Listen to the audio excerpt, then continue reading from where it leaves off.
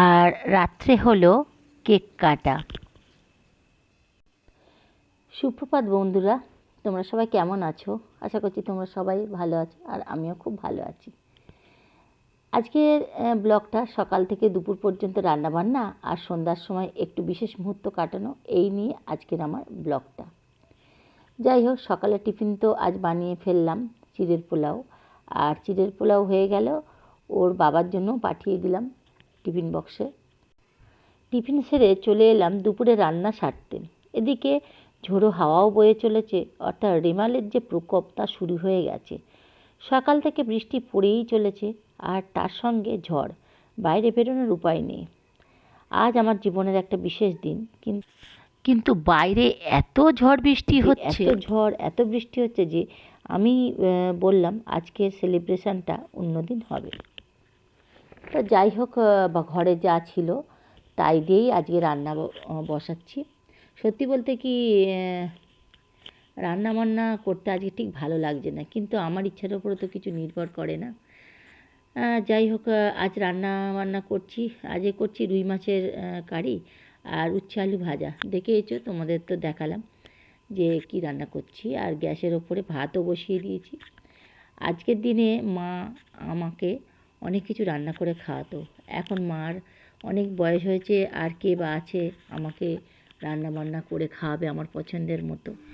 যাই হোক, পেঁয়াজ, আলু, টমেটো এগুলোকে দিয়ে আমি একটা বেশ মাখো মাখো করে মাছের কারি করে নিচ্ছি। আর উচ্ছে আলু তো কাটাই আছে, ওটা দিয়ে করব উচ্ছে আলু ভাজা। আর বাইরে এত ঝোড়ো বাতাস হচ্ছে যে দেখো, গ্যাসটা পর্যন্ত জ্বলছে না ঠিকঠাক। গ্যাসটা প্রায় নিবু খুব জোরে দেওয়া আছে। ভাতটা ফুটছে, দেখতেই পাচ্ছ তোমরা। আর তাড়াতাড়ি করে রান্নাটা করে নিই, কারণ জলও নেই। খুবই খারাপ পরিস্থিতি আজকের।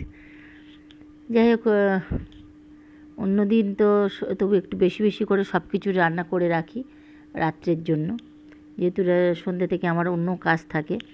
আর রান্নাটা রাত্রিবেলা করতে গেলে অনেকটাই রাত হয়ে যায়।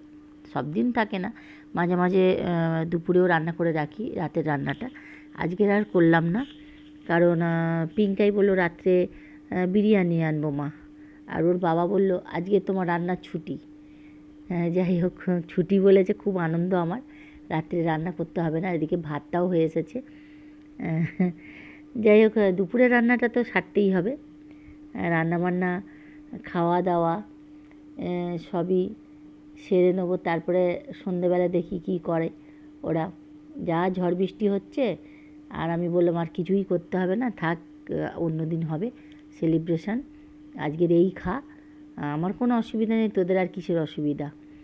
তা পিঙ্কাই বলল তা বললে হয়, আজকের দিনে কিছু হবে না মা?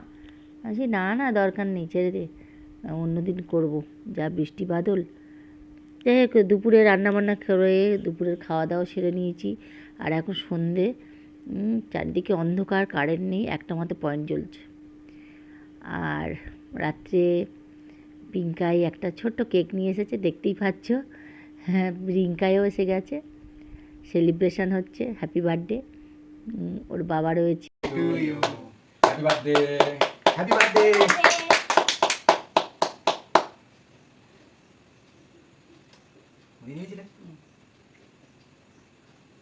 যাই হোক, আজকের দিনে এইভাবেই আমার জন্মদিনটা সেলিব্রেট।